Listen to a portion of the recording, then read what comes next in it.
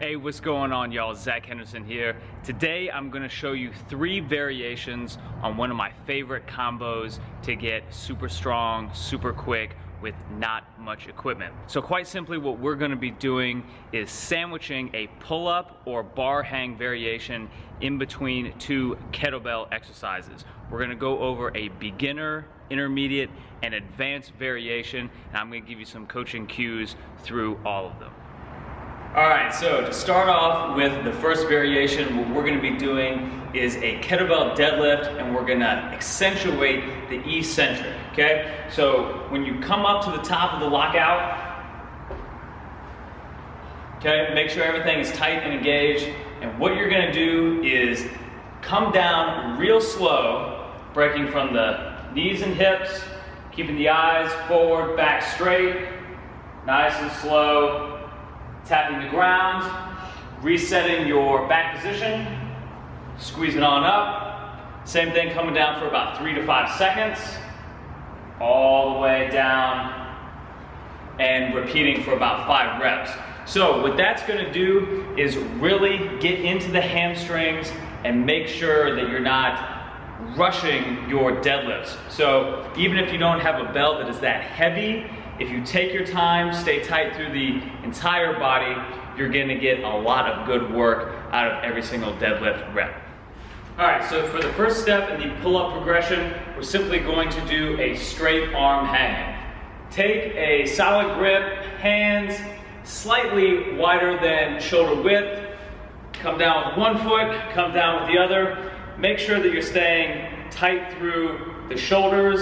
You can actually flex the triceps in order to make sure that you've got nice straight arms here. The abs are engaged, my feet are slightly forward. I'm in what's called a hollow body position, so I'm not hanging passively, I'm actually hanging with an engaged core, engaged arms, and my head has plenty of room in between my arms to move. Hold. All right, and to finish up, we're gonna do pause goblet squats. So, especially if you're using a decently heavy deadlift bell, and obviously you're going to do the same thing for your squat, this might be pretty challenging for you. Get into a good deadlift position and simply ballistically stand up and catch the weight by the horns. Okay, so from here, tighten up, come down slow. 1, 2, 3, hup. Tighten up. Come down slow. 1, 2, 3, hup. Starting on the intermediate variation, we're going to get into hand-to-hand swings. You're going to want to choose a weight that is not too crazy heavy. Obviously, this is just for getting your heart rate going, and especially if you haven't practiced this too much before, you want to make sure that it doesn't get away from you at the top. But the most important thing to remember is to keep your shoulders pulled and packed down so that the lats are engaged. Otherwise, the trajectory of the bell may get a little squirrely and you might have a hard time catching it with the opposite hand. But you're going to do somewhere between 10 and 20 total swings, of course focusing on tight hip extension and your breath.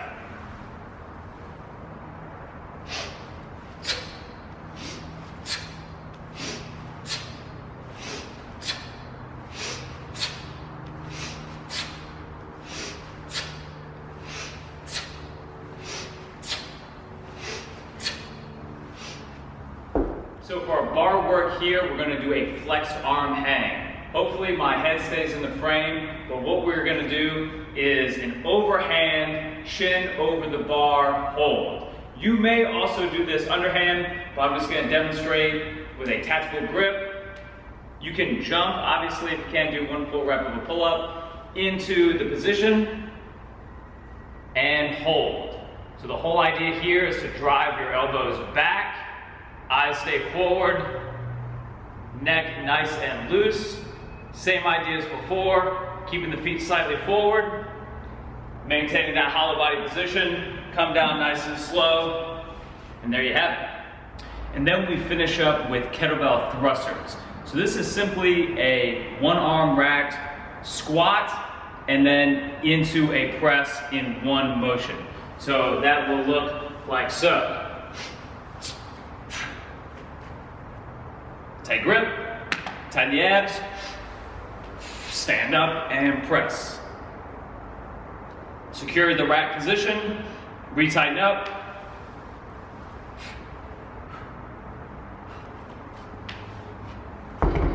All of your reps on one side, then all of your reps on the other. And to start the advanced variation, we're gonna get into kettlebell snatches. The idea here is to do about 8 per side, and especially what I'd like for you to focus on is holding the top position for anywhere between 2 and 4 seconds, just so that A, you're getting in a little extra work for your shoulder, and B, so that you're not actually rushing the repetitions, because it can be really easy to do. Think about your snatches as single repetitions, just like kind of how you would a deadlift. So, set up, load the hamstrings.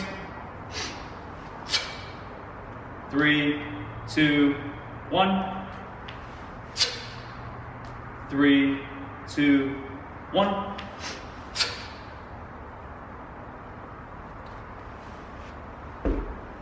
Etc. And then you're ready to get into your pull-ups. Now obviously here you're just going to go ahead and do full pull-up repetitions.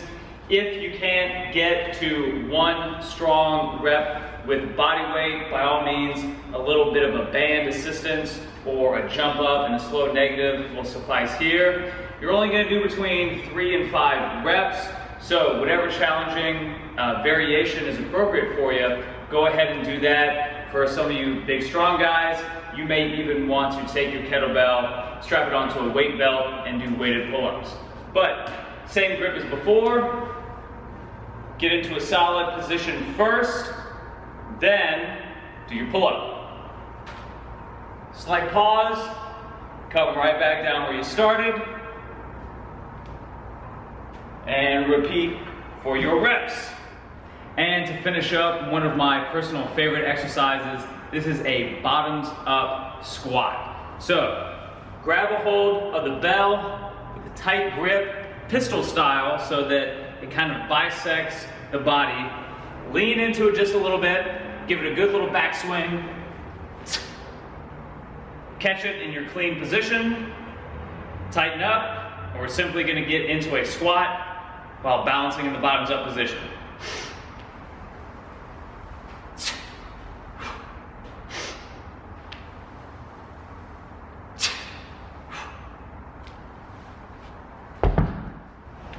And there you have it, guys. That is a hip dominant exercise followed by pull-up work and then ending with squat variations. It doesn't get much better than that. Enjoy, and we'll see you next time.